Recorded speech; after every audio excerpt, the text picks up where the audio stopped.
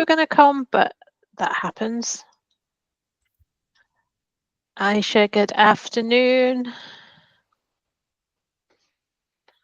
Share my screen and we'll get started. Who's here to talk about benefit blindness? If not, you're in the wrong session. Stacey, good afternoon. Hi, Tony. Hi, everyone. How are you doing today? All right. How are you? Good, good. I'm just about to start. So hopefully you're here to talk about benefit blindness and ensuring there's a real problem before selling solutions. It's really easy to get caught up with all of the good benefits. Welcome, everybody. I think I know. Stacey, have you been before? No, this is my first time. So you don't know anybody. Everyone else has been before, so they sort of know each other. I tend not to do that whole introduction thing because nobody really listens. Everyone talks about their job roles, which nobody cares about. But we'll get to know each other during the session. It's very interactive, so just join in, jump in, ask questions as we go. Michelle's here as well. Just a little bit about me. Most of you again know this, but author of the 2 Change Ninja book series. There's a course that goes with it. There's a retreat that goes with it. If you're interested in anything, Stacey, get in touch after and we can have a little chat to see what your challenges are and if we can ninja in any way. But let's get started. What do I always start with, regulars? Hopes and fears. Hopes and fears. What are your hopes for today and any fears that you might have? Anything you don't want me to do? Don't ask me to turn on my camera and we'll be good. No camera. Okay. What hopes have we got? Why are we here? I want to learn something new, and it's always nice to hang out with you, Tammy, and like-minded people. Hang out. Brilliant. Yeah, I'd like to learn a bit more about how you approach the benefits side of things, how you would actually get people to focus on different benefits rather than the big, immediate, costly things that don't actually work. They don't work. Right. Any other fears? Missing the that I sun. cough too much throughout the whole thing. What was that? Sorry? That I actually cough too much throughout the whole thing. Okay, we'll let you know and you can mute yourself. So if you find yourself coughing, stick yourself on mute, then come back on. Stacey, I promise not to ask you to put your camera on, but it would be great if you could have your mic on if possible so you can join in easily. But no worries if not. We want something new. We want to hang out with some good folk and we want to learn more about benefits and how to sell them. Does that work as an agenda for everyone? Yeah, I think the other thing I would say is, again, tying into the greatest hopes, is the benefits, because I think quite often when you go into a project, you very quickly, I certainly do, you see all the problems. I mean, I think that's a psychological thing. You see all the things that can go wrong, and it's okay. And you do forget sometimes there is a good reason. I'm going through a house moving opportunity at the moment, and yeah, I can see all the problems. Every time I go and look at a house, it's like, oh, that's not big enough. Oh, that won't work. This book up here, if you've not got it, really helps that. Really? Which book would that be? Are you a risk analysis person? Well, maybe need to see the aliens next time on risk management. Right, let's get on with the session then, and hopefully we will deliver those hopes. So imagine you have a project. I've got some typical projects. An AI project is going to automate 30% of the workload. That's going on everywhere just now. A culture change program. Has anyone ever heard of a culture change program? It's going to make us all agile and do some amazing stuff. A new management system that will save time, or perhaps a move to the country for a better life. I didn't know you were going to be here, Pete, but maybe that's in there. Yeah. So we have these projects, we imagine they're going to do some amazing things, and we think everyone else is going to agree with us, and they don't. So you're in charge of this change. You've got to go out and sell it. So you focus on the benefits. You can see the problems perhaps, but that's not going to sell it. So you focus on the benefits. Good afternoon, Lisa. Good to have you here. We're just getting going on benefits, and you're in charge of these change projects, and you're trying to sell the project based on the benefits. So you might go out, I'm sure some of you have seen some of these benefits on things. It's going to make us more efficient. It's going to make us more productive. Anyone seen those? It'll increase our sales, our customers, the culture change. We'll all be much more motivated, less turnover, less absence. The AI is going to automate everything. It's going to be amazing. The move to the country will be in the great outdoors and escape the rat race. Do they seem familiar benefits that you may have come across before and truly believe? Mm-hmm. Yeah. It's interesting. And You look then at that list, absolutely everything you've got there is a what. It's not necessarily a why or how it's going to make you feel, but I'm guessing you're going to come It's, onto that. yeah, it says we may have gone through and worked out what all the benefits are, but it quite often ends up a list of bullet points because we've summarized it. We're summarizing it for other people. Good afternoon, Sarah. We're just starting about that list of benefits that you probably have on some of your projects or have seen around efficiency and productivity and all that good stuff. And it'll be better once we've done this. Things will be much better. At best, you're probably met with indifference. People aren't listening. At worst, you meet with lots of enemies. And there's a reason for that, is because as soon as you say to someone, this is going to make us more efficient, they're hearing, I'm not efficient enough. I'm not productive enough. I'm not making enough sales. We turn these things around into negatives really, really easy. Not everybody, but there's a really high risk that change comes along. My brain is going, oh, change, uncertainty, not sure I like this. And now you're telling me I'm not all of these things that this is going to do. So when you're selling benefits, there's a real risk that you just trip people into fight, flight, freeze mode really quickly. Because it's nothing to do, you're not telling them anything that they have an issue with, you're telling them that they are the issue. And that's not what you mean, and that's not the intent, but that's how the brain perceives things quite a lot of the time. So doing this can really turn people against your project or your change. Here's a bit of random data I came across this week, so I had to get it in the slides. The brain processes 40 million bits of information per second. That's all of the stuff coming into your brain per second. And your conscious logical thinking can only manage about 18 bits. All that data is coming in. You're only consciously logically managing about a millionth of that data. And now some of that is related to things like breathing. You know, there's all of that stuff going on. It's physiological staying alive, but a lot of it is other things. It's taking in visual impact. It's taking in, you know, am I being authentic with what I'm saying, or do you think I'm making this up and I've got no idea? Your brain will be taking all that subconscious data in and making decisions about me in this session right now that I can't predict, and you won't realize it's doing it.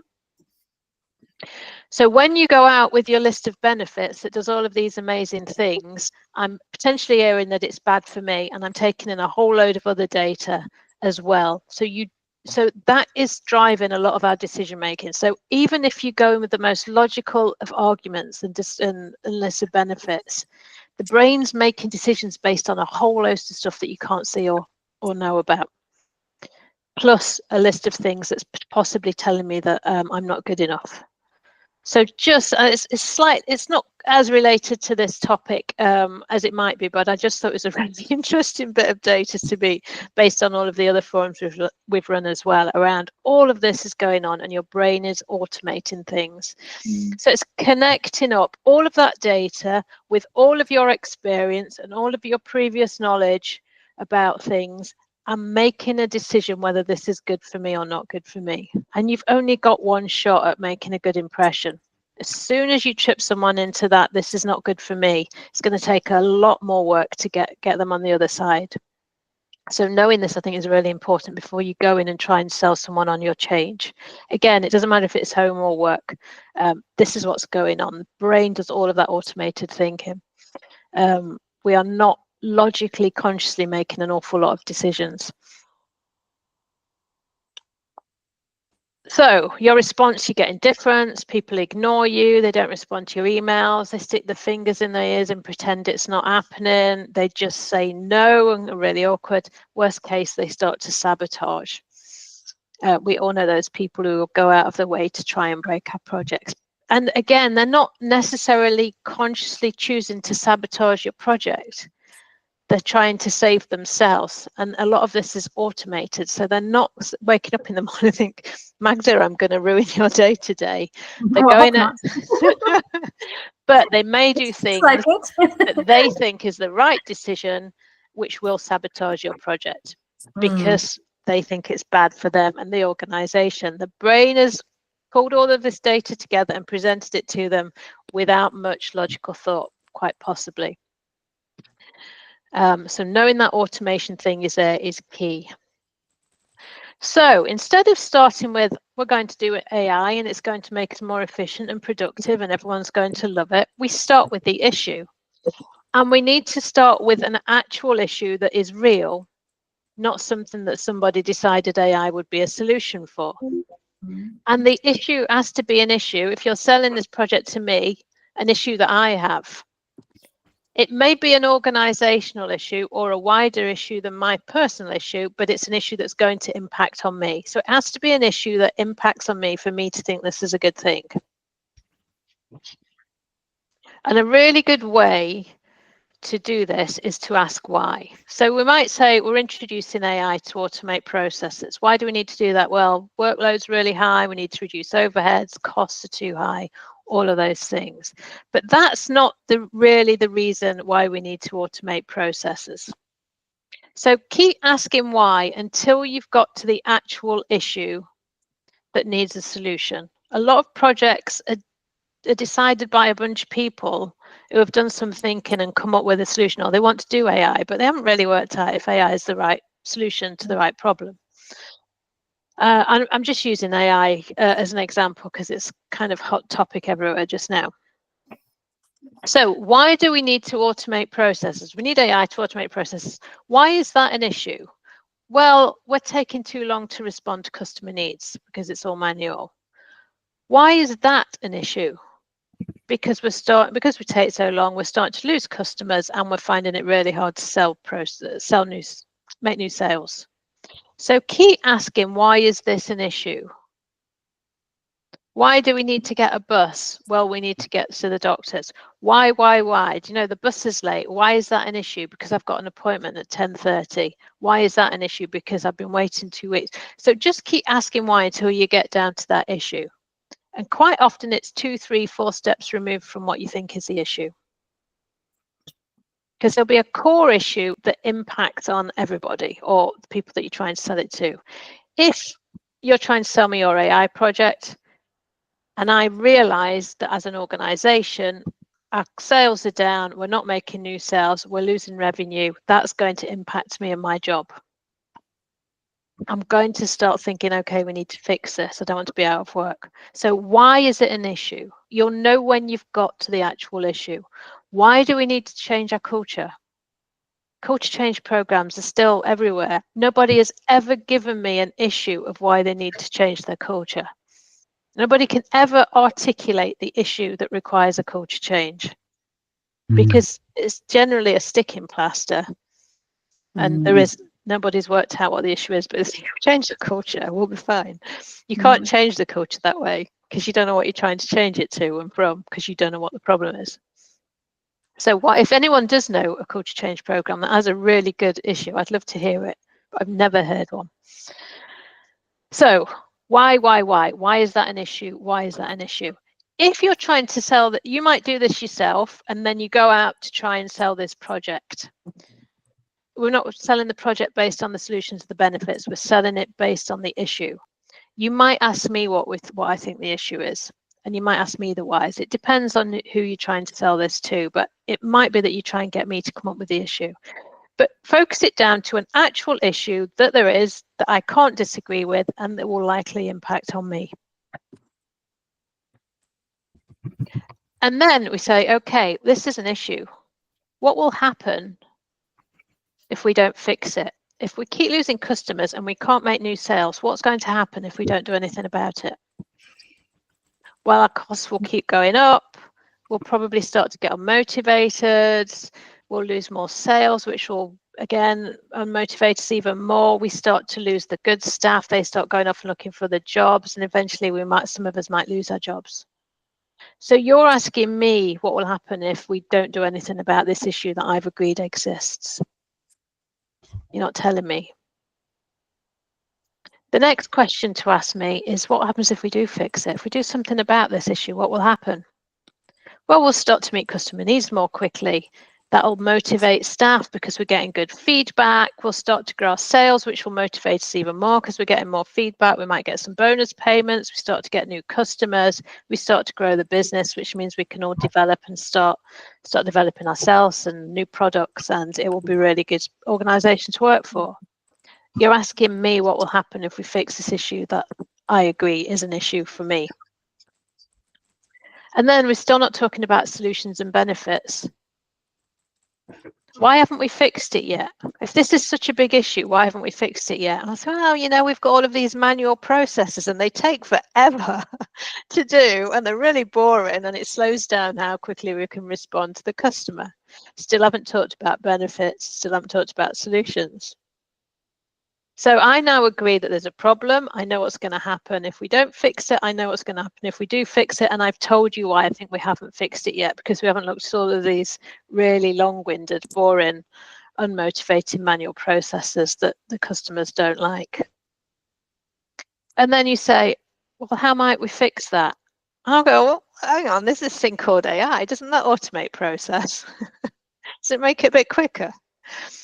So you're getting me to come up with a solution to an issue that I agree with, and I understand what will happen if we don't fix it. And it's going to impact on me. You're not telling me AI is going to make me more efficient and more productive. You're asking me what the solution is to this big issue. And it might be that I've got other ideas. And it might be that there are other reasons we've not fixed it. But I mean, you're engaging the person in the issue and looking at the risk of doing nothing, the benefits of fixing it. So I'm telling you what the benefits are if we fix it. We, you know, increase motivation, increase sales, reduce costs, all of that stuff. And then it's like, why haven't we fixed it? What are the core reasons we haven't fixed it, and how might we fix it? And all of a sudden, I'm telling you that I want you to come and run an AI project in my team so we can get this stuff sorted and my job's safe and it will actually get better. I've given you the benefits that I think it will deliver. I'm giving you the risks if we don't do anything, and I'm much more bought into getting this sorted because it's going to impact on me. It's a really clever way of getting people on board with the project, but the key bit is to make sure it's a real issue. There's a risk if you're doing this at work that you discover that there isn't an issue that needs fixing. And you might need to go to someone and say, this is going to solve nothing. It's a vanity project at best. And that depends on who you work with and your boss and all of that. So there is a risk that you can't find an issue, or it's so teeny it really isn't worth doing, which will demotivate you. But most organizations, if you present it in this way, because you will get down to an issue that exists, and there'll be different solutions or different projects that are going to fix it for you. So it's called Gap Leap, the AI project that will automate 30% of workload. Why do we need AI? What's the issue? Why do we need a culture change program? Has anybody got an example of an issue that needed a culture change program? Michelle? Well, COVID, for example. Why did it need Go on. Well, we had an issue because we couldn't travel into work. Okay. Yeah. So everybody had to work remotely. Yeah. So there needed to be a complete culture change in the fact that we weren't able to work in an office environment. People had to work at home. Yep. And it was a whole new way of working. And what was the culture change bit of it? The culture change was that people didn't come in, they didn't commute in. You had to have a level of trust that they would be online when they start work and no one was, so you didn't have like an overlord or a boss or somebody keeping an eye that this person was logging in first thing in the morning and logging out on time at night. There had the trust had to be built up. So there was that needed to be built into the whole thing. And there was also a way where people were able to arrange their working practices through efficient time sprints as well.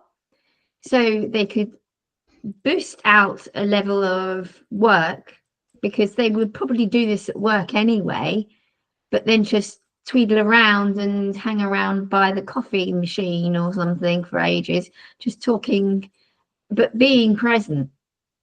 And instead of doing that, they may just go downstairs and put some washing in the washing machine or something. Yeah. So that was accepted practice, was it? Well, I in the company I was in, there were people that were actually ironing and answering customer service calls at the same time. I would question why there wasn't trust before COVID. I think there wasn't that much trust, not as much. There probably was a certain level, but not as much. You get it. I think there was to a certain degree, as in, oh, I trust you to perform the work and output the work, but it wasn't. I don't trust it. The level of trust of, I don't trust you to start and work the hours I work. Okay. Okay, and that's an interesting one because I guess that's a forced thing that was required. But it'd be interesting to know that. I'd be curious to know more about the trust thing, of why trust had to be increased because of COVID and remote working, and it wasn't already there. Pete, you had your hand up for the culture. Yeah, I used to work for AstraZeneca, and when Astra and Zeneca merged, Zeneca was the old ICI pharmaceutical organization, and we were a sort of medium-sized in sort of international terms, without any sort of major products, quite a few Me Too's, but we weren't, we were okay, but we were, and Astra were very Swedish, and had the world's biggest product. They had corporate jets, they had corporate art galleries, and all sorts of stuff. And there was a lot of suspicion when the two halves came together. I mean, I was in engineering. Obviously, at the corporate level, the top level, they'd obviously been talking about it for a while. But when we came together, there was a lot of concern, I think, in different groups about, well, what does this mean for my job? And does this mean we have to do things differently? Because I think with an Astra, for example, they seem to have so much money, they didn't like something you could buy off the shelf. They designed it themselves. And so they did things in a very expensive way that within Zeneca we'd never be allowed to do. We'd have to buy something off the shelf. So there was a clash within the engineering functions of cultures, and they had to try and find a way of bringing us together so that we worked as like one organization. Yeah. And it took quite a long time. Quite a long time. And I think even, it's probably 20 odd years on now, and there's still a separation between sites. Yeah. Definitely. So yeah, I guess when there's a huge change in working practice like COVID, or when you're merging different cultures, then it needs to mash together in a certain way. But I would still take that issue down to, I still personally, and it's a personal thing, I wouldn't use culture change, because again, it's like if you say we don't trust you and we need to trust you now because of COVID, you're triggering like, you don't trust me, you don't trust me to do my job. So it's like, what is the issue that needs fixing? And you can get beyond, because culture change is saying you're a person and we need to change you, and it's a really negative thing for that person to hear. I always use the analogy of a traffic jam. As everyone's been in a traffic jam, and you get quite frustrated in a traffic jam, and very rarely, how often do you go, hang on a minute, I am the traffic jam? Because if you weren't, It's everyone else's fault, isn't it? And culture change can be a bit like that if you don't really pin down the issue. Like, you are the culture, so you're 100%. part of the, you need to change. So it's a tricky one. Yeah, I think the thing with culture change, I mean, I've working for a multinational, you go through culture change projects quite routinely. Yeah. And I think people, the first, it's the classic walk in the fog project or quest, if you can actually work out where you're trying to get to, kind of project. You really have to engage everybody, and don't underestimate how long it's going to take. They take a long, as I say, we're 25 years since the AstraZeneca merger, and there are still people, vast people, and other people think of themselves as Zeneca people. Yeah. So if you are doing something, I would just, I think you can still do it, but if you change that, we're moving from office based to remote working, and this is because of the issue of the pandemic, and these are the things we need to change. So we need to make sure we trust each other. We need the virtual way of working, all of that. As soon as you mention that culture change thing, I think it can be really negative for people. So make sure you've really got an issue. New management system, again, why? Move to the country. I might want to move to the country because I want to get out of the rat race, but does the person I live with, they've got different issues around and different needs and desires. So make sure you've got a real issue that you can then collaborate on, engage on, agree on what's going to happen if we don't fix this, what will happen if we do, and why haven't we fixed it yet. And it might lead you to different solutions, but it means that I'm understanding why this is an issue and why we need to fix it. So the tool is Gap Leap. It's a really, really clever way to work through this. If you're trying to use this to shift people's thinking, if you have got the book, it's on page 84. I would fill this in first. And that way, what the answers are. So if you fill this in yourself first, and then you go and use this on a group or a team, so we can all agree that this is an issue. So you've bottomed out your issue, then get them to fill it in. If you filled it in first, you know what the answers are. So if they miss some really, really key facts, you can ask them about it. Don't tell them. Do you think that will demotivate staff? Do you think if we keep doing this, we're going to lose new customers? What do you think will happen for new customers? So you use coaching questions to get them to provide the answers. And it may be that you've got it wrong, but that way you can coach them into thinking about it for themselves, and they're much more likely to buy into it if they've come up with the answers themselves. Can anyone else think what this would be useful for as a tool? I think benefits analysis as well. So it's got your benefits in it, it's got your risks in it, it's got your core issue in it, it's got your why not fixed in it, and some solutions. You can also cost it out. You can cost out the left side and the right side. If we don't fix it, how much will it cost us every year? If we do. Sorry, go on. I was going to say, sounds like it'd be great for a business case as well. It's a business case, yeah. So we all say we haven't got enough time in the day. This is a way to have multiple output from one thing. Do this with your stakeholder board or with your family or whoever it is you're trying to convince around this solution for this very, very real issue. Cost it out.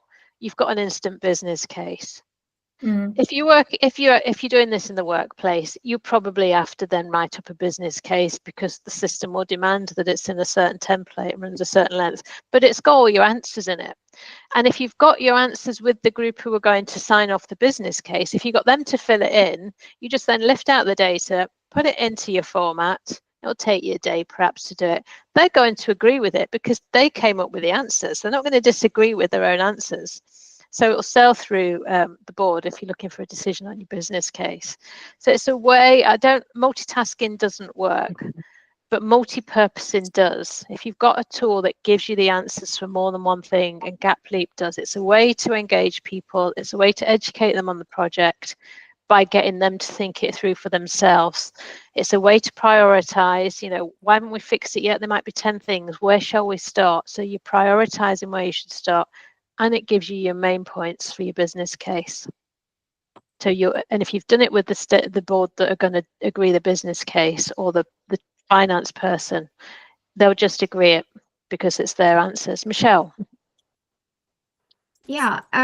Would you actually ask them during the meeting and just give them 5 minutes to fill it out during the meeting? Or, you know, if you're doing a workshop, just give them 5 minutes to do it? Or would you say before the workshop happens, do this? Because you could run the risk of them just ignoring it if it isn't in the workshop itself. Yeah, I would facilitate this as a conversation, because that way you're also getting rid of some of the loud voices, and you make sure everyone's heard. So check that everybody's contributed if you're facilitating it. Okay. So, you know, Magda, I've not heard from you. Is there anything you want to add on that if not fixed? And get them to, I would get them to read it out. So you can do this virtually as well as face to face, you know, if you do it on stickies. So get everyone give me an if not fixed. Now, Magda, put them into a story and read it out for me. Everyone give me an if fixed. Sarah, can you put them into an order and read it out as a story? Because it starts to tell a story, people will remember it as well. So you're getting the narrative that goes with it. So to write your business case from that narrative, honestly, it'll take you 10 minutes, well, perhaps an hour, but you know what I mean? The data's there and the story's there and the content's there.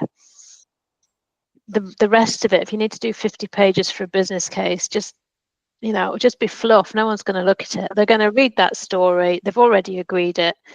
It's signed off in their minds. You've got a priority list of where to start. They'll probably say, oh, we don't know how to fix this. Go and find us some solutions, which then becomes your options for the fix. And if you cost out the left-hand side and cost out the left-hand side, how much will it cost us if we don't fix it? If we do fix it, is there any additional cost benefits? Add the two together, you've got a value at stake for not fixing that issue. So it might be £1 million a year. If we don't fix it, we're going to lose.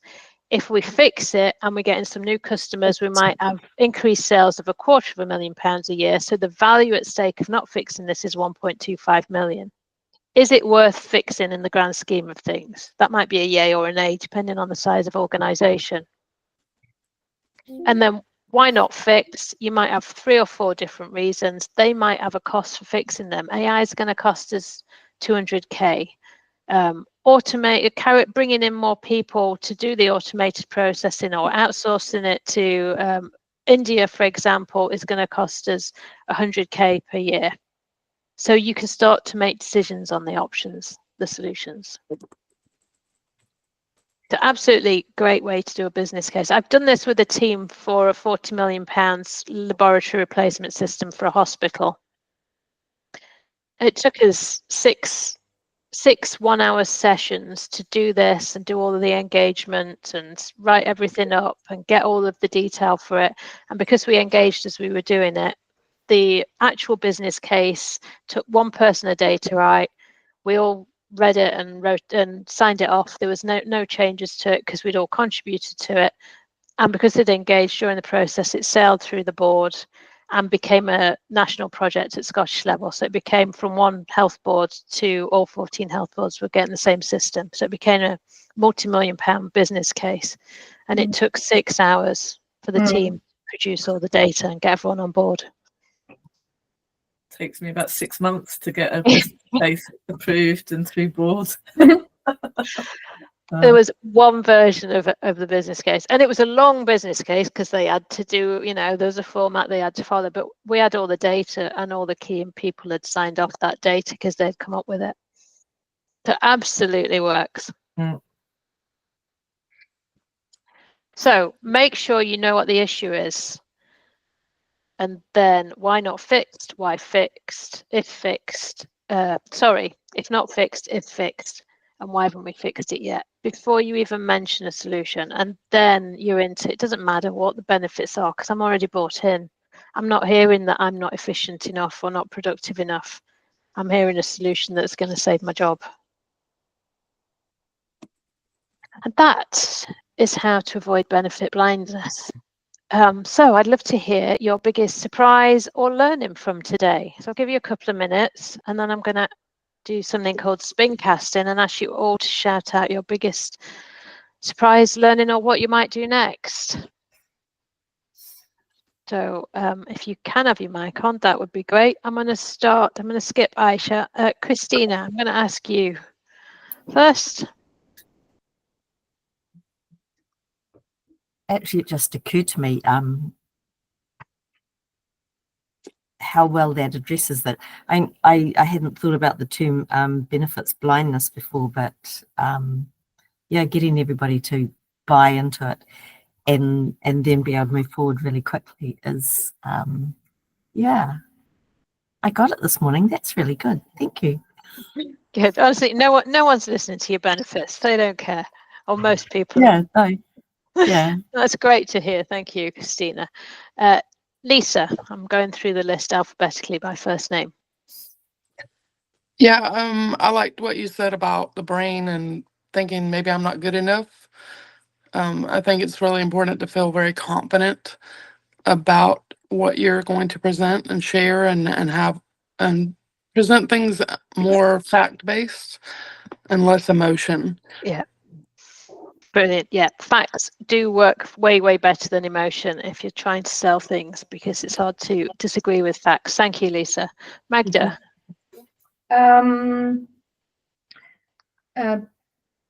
How could I use this in the future? For sure, I've got something that I'm working on at the moment that it's an idea and a need that impacts the organization, but I want to understand whether it impacts the leadership, because I need to understand whether there's a pain for them. I've been told, oh, we've tried that before and it didn't work. So that at least gives me some insight into where they're at. But having that why questions, yeah. I'm going to do some work on that and do the gap leap on the thing that's in my head. That would help. Yeah. So thank you. Brilliant. So really good questions. Why is it an issue and how might we? They work every time shifting. How might we do it differently this time? We've tried it a million times before, so how might we do it differently this time? Thank you, Magda. Michelle. Yeah, mine was actually the same sort of thing. It's sort of like, why is this an issue? What do we really need this? Is sort of like, is this something that needs changing? And trying to overcome. And as you talk to people, gradually you find out, well, yes, there is an issue, and getting them to realise maybe doing lots of manual processes is a bit of an issue, because they could be freed up with the automation to focus and do their job a lot better on the bits that you can't automate. Yeah, and they're all good benefits of it, but I'm probably not going to hear that because I've just said some bad stuff about AI. So selling it in that, selling it in that way that I get that first before you go in with the additional benefits is absolutely the way. Thank you, Michelle. Pete. I like the last one is ask why you haven't why we haven't fixed it yet, because I think that quite often you sort of come up with an answer that has they followed by a negative, so they haven't, they won't, they won't, and actually the teasing out the real reasons why something hasn't been done, you might find that it's a whole bunch of other issues. Yeah. It's which also, may or may not be under your control, of course. As well. And I think that the why not fix, and it probably comes back to your reflection, Magda, on we've tried that before. Quite often in the why not fix, it's like because it's not a government, I'm thinking health service stuff, it's not a government priority, or we haven't got the funding, or the reasons can be quite big ones that aren't within your control. But they're used as excuses not to fix it. Yeah. So when you do the why not fix, they'll be in there, but it's like, okay, there are some things in here that we don't have any influence or control over. So let's pull out the ones that we could do something about, and then put those in an order of where we would start. Because it is things like that, and those excuses are reasons for procrastinating and putting off.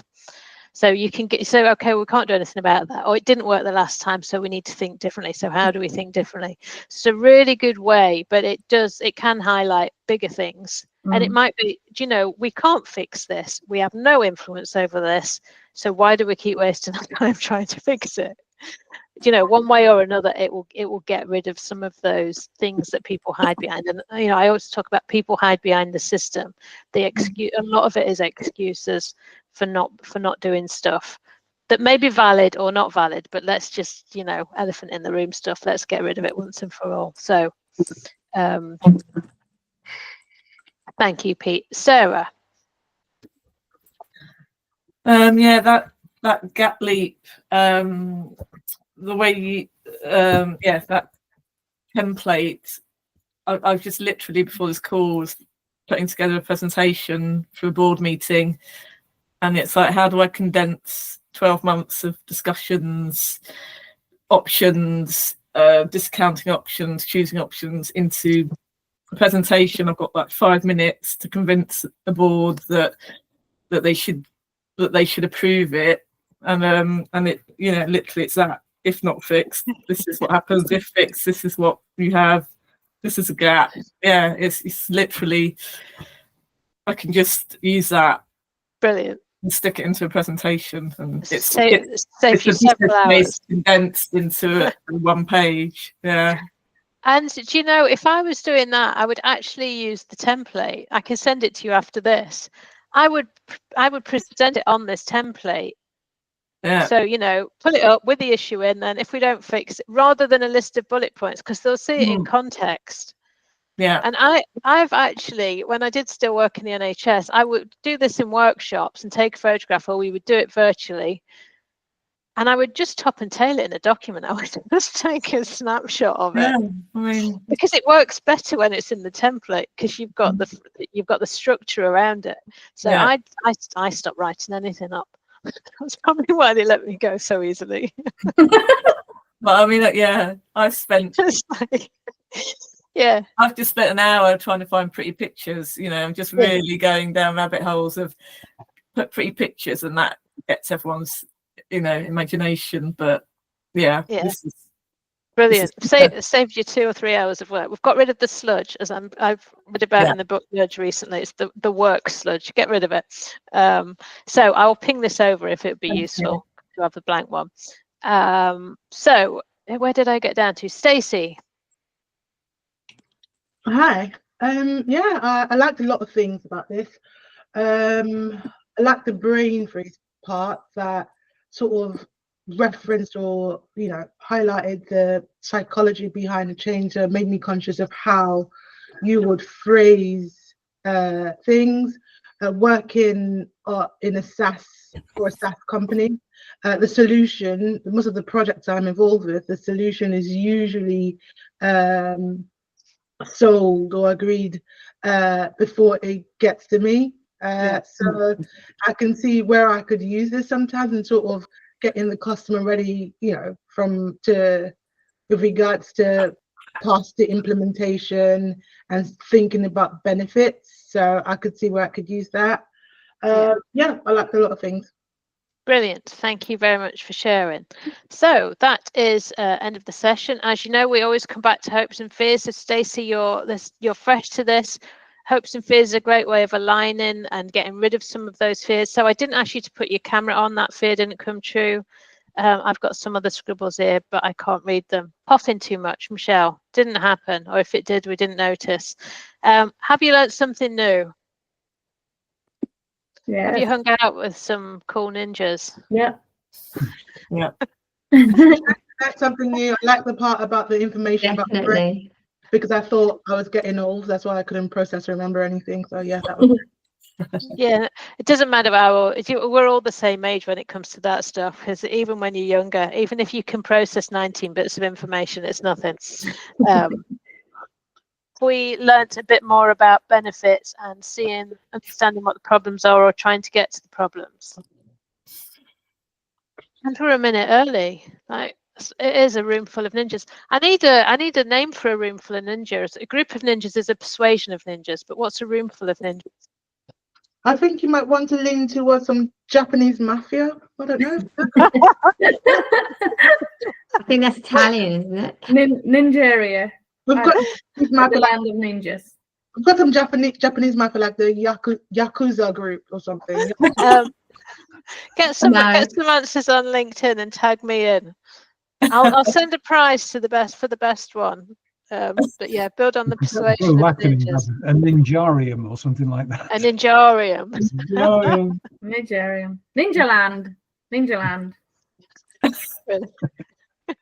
Brilliant. Right, thank you. If you want to know anything else, do get in touch. You know where I am. And next time, building your support system. How do you surround yourself with the right people? You probably have some very, very good people around you, but they're not necessarily the right people for what you need. So we'll be looking more at how to make sure you know where to look when you're in times of need.